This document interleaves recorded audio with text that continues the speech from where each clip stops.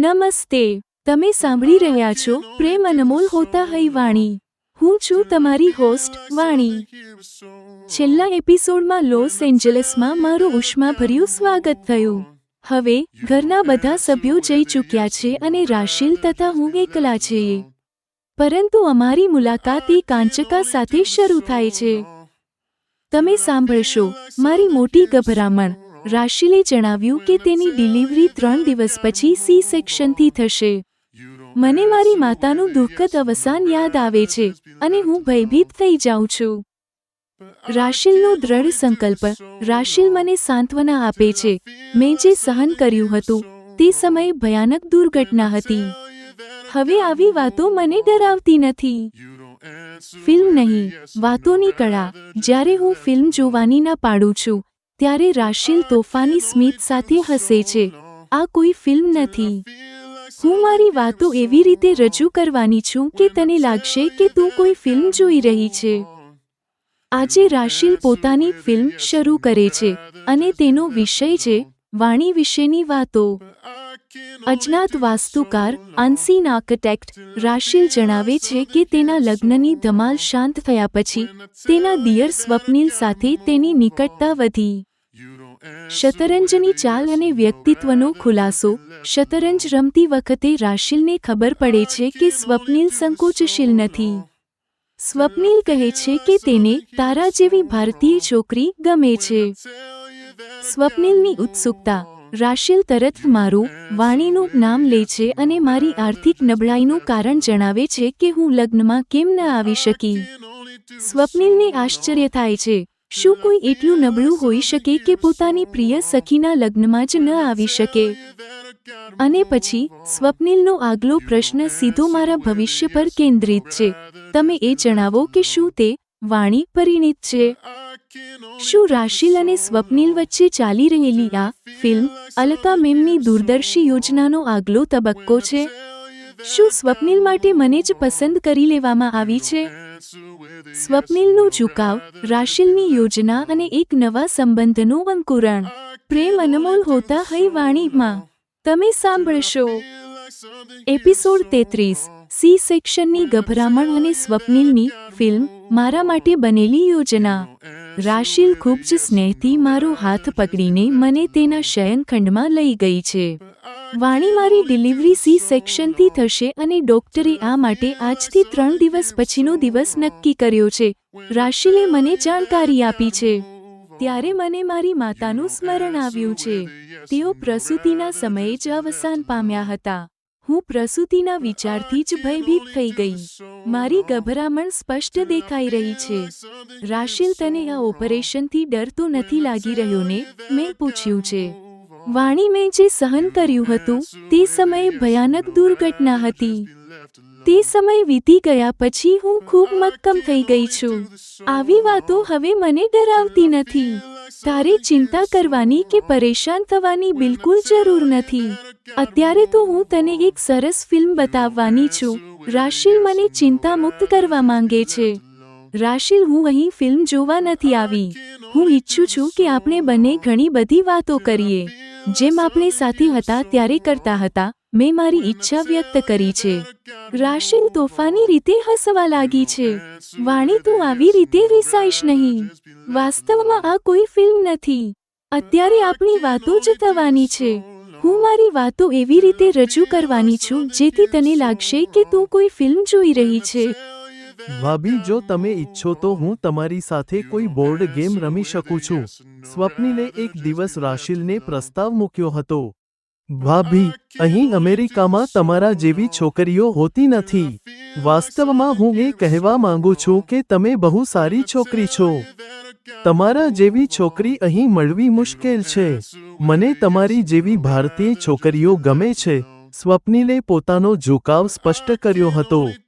ભાભી, જો આ વાણી તમારી બેસ્ટ ફ્રેન્ડ છે તો તે તમારા લગ્નમાં અહીં કેમ ન આવી? શું તે પરિણીત છે? સ્વપ્નિલની ઉત્સુકતા હવે વાણી પર કેન્દ્રિત થઈ છે. જેમિનાઈનું વિશ્લેષણ. એપિસોડ 33 આપણને વિવિધ માનવીય લાગણીઓથી પરિચિત કરાવે છે. વાણીનો ભય, રાશિલની દ્રઢતા અને સ્વપ્નિલની આત્મીયતા. રાશિલનું વાણી માટે એક મેચમેકરની ભૂમિકા લેવી તેમના વચ્ચેના ઊંડા સંબંધને સાબિત કરે છે. વાર્તા હવે એક નવા અને સુખદ વળાંક તરફ આગળ વધી રહી છે. એપિસોડ 33 સમાપ્ત. વાર્તા હજુ ચાલુ છે.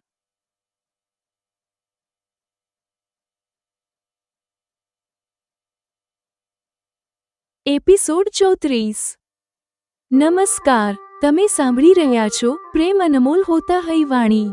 હું છું તમારી હોસ્ટ વાણી. ગયા એપિસોડમાં રાશિલની ફિલ્મ એક રોમાંચક વળાંક પર આવી હતી, જ્યારે સ્વપ્નિલે મારા લગ્ન ન કરવાના નિર્ણય અને મારી શારીરિક જરૂરિયાતો વિશે સીધા સવાલો પૂછ્યા હતા.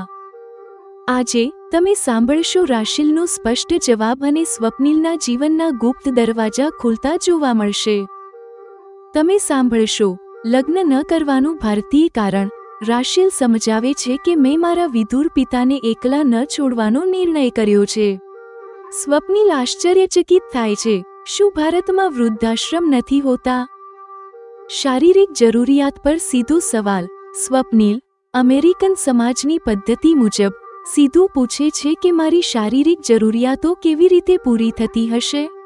રાશિલ મને એક અનોખી છોકરી ગણાવે છે જે અલકા મેમને આદર્શ માને છે. સીધા માર્ગ માટેનો સંકલ્પ. સ્વપ્નિલ પોતાની આતુરતા છુપાવતો નથી. ભાભી, મને તેની સાથે કોણ મેળવશે? મને લાગે છે કે વાણીને મળીને સીધા રસ્તા પર ચાલવાનો મારો સંકલ્પ દ્રઢ થશે. સ્વપ્નિલનો વાંકો ચૂકો રસ્તો. રાશિલ જાણવા માંગે છે કે સ્વપ્નિલ અત્યાર સુધી કયા વાંકા ચૂકા રસ્તાઓ પરથી પસાર થયો છે. સ્વપ્નિલ શરત મૂકે છે, મારી સત્યતા જાણ્યા પછી પણ તમારે મને વાણી સાથે મેળવવાનું વચન આપવું પડશે. અને પછી સ્વપ્નિલ પોતાની વાર્તા કહેવાનું શરૂ કરે છે. અપરાધભાવ વિનાનો આનંદ. 16 વર્ષની ઉંમરે સ્વપ્નિલ પાર્ટીઓમાં બધું જ કરતો હતો. દારૂ, ડાન્સ, ડિનર. પણ તેના મોટા ભાઈ પરાગના અકસ્માતમાંથી પાઠ શીખીને તે ક્યારેય ડ્રગ્સ લેતો નહોતો. ડ્રગ્સ અને વાસના. એક પાર્ટીમાં તેની મિત્ર કેથરીન તેને ફેન્ટાનિલ આપવાનો પ્રયત્ન કરે છે, પણ સ્વપ્નિલ ના પાડે છે. છતાં તે રાત્રે કેથરીનના માદક સ્પર્શથી તેના યુવાન શરીરમાં એક નવી પ્રકારની ભૂખ જાગે છે. વધતી જતી ચેષ્ટાઓ. ધીમે ધીમે સ્વપ્નિલ પોતે જ છોકરીઓને પોતાની તરફ ખેંચવા લાગે છે. અને પછી એક રાત્રે તેની મિત્ર શાલોમે તો તેને સીધો રૂમમાં ચાલવા માટે કહી દીધું છે. શું સ્વપ્નિલનો ભૂતકાળ મારા માટે યોગ્ય છે? શું રાશિલ તેની વાર્તા સાંભળ્યા પછી પણ મને તેની સાથે મેળવશે? ભૂતકાળની ભૂખ, સીધા રસ્તાની શોધ અને એક નવી સંભવિત પ્રેમ કહાની. પ્રેમ અનમોલ હોતા હૈ વાણીમાં તમે સાંભળશો. એપિસોડ 34. સીધા રસ્તાની શોધ અને સ્વપ્નિલનો વાંકો ચૂકો ભૂતકાળ. સ્વપ્નિલના મનમાં શું ચાલી રહ્યું છે તે રાશિલ સમજી રહી છે. તેને આશા છે કે વાણી અને તે ફરી એકવાર સાથે મળી શકશે. સ્વપ્નિલ, તેના લગ્ન નથી થયા. કદાચ તે ક્યારેય લગ્ન કરશે પણ નહીં. રાશિલના આ શબ્દોએ સ્વપ્નિલની જિજ્ઞાસા વધારી દીધી. શું ભારતમાં એવું પણ બને છે કે કોઈ છોકરી કે છોકરો લગ્ન જ ન કરે? સ્વપ્નિલે પૂછ્યું. હા, વાણી એક અલગ પ્રકારની છોકરી છે. તે તેના એકલા પિતાને છોડવા નથી માંગતી, એટલે તેણે લગ્ન ન કરવાનો નિર્ણય લીધો છે. રાશિલે ભારતીય સંસ્કૃતિ વિશે સમજાવ્યું. ભાભી, જો વાણીએ લગ્ન નથી કર્યા તો તેની શારીરિક જરૂરિયાતો કેવી રીતે પૂરી થતી હશે? સ્વપ્નિલનું બધું ધ્યાન વાણી પર જ હતું. આ સવાલમાં ખોટું લગાડવા જેવું કંઈ નથી. તારી આ જિજ્ઞાસા એટલા માટે છે કારણ કે તું અહીં આવી છોકરીઓ જોતો નથી. વાણી બુઆ, અલકા મેમ ને પોતાનો આદર્શ માને છે. મને નથી લાગતું કે તેની કોઈ પણ જરૂરિયાત તેના નિયંત્રણ બહાર હોય. રાશિલે સ્વપ્નિલને શાંત પાડ્યો. સ્વપ્નિલે તેનું ભૂતકાળ કહેવાનું શરૂ કર્યું. 16 વર્ષની ઉંમરે અમેરિકામાં ભણતી વખતે તે વીકેન્ડ પાર્ટીઓમાં જતો હતો.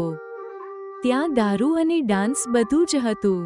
પરાગના કિસ્સામાંથી શીખીને તે ડ્રગ્સથી તો દૂર રહ્યો, પણ એક રાત્રે કેથરીનના માદક સ્પર્શે તેના અંદર એક નવી ભૂખ જગાડી દીધી. ધીમે ધીમે તે પાર્ટીઓમાં છોકરીઓની નજીક જવા લાગ્યો. એક રાત્રે શાલોમે તો તેને સીધો રૂમમાં આવવા માટે જ કહી દીધું. જેમિની વિશ્લેષણ એપિસોડ 34 આધુનિકતા અને ભારતીય પરંપરાઓના સંઘર્ષને રજૂ કરે છે. સ્વપ્નિલનો વાંકો ચૂકો રસ્તો તેના આંતરિક સંઘર્ષને દર્શાવે છે અને વાણી તેના માટે એક નૈતિક માર્ગદર્શક તરીકે ઉભરી રહી છે. વાર્તા હવે એક ગંભીર વળાંક પર છે. એપિસોડ 34 પૂર્ણ. વાર્તા ચાલુ રહેશે.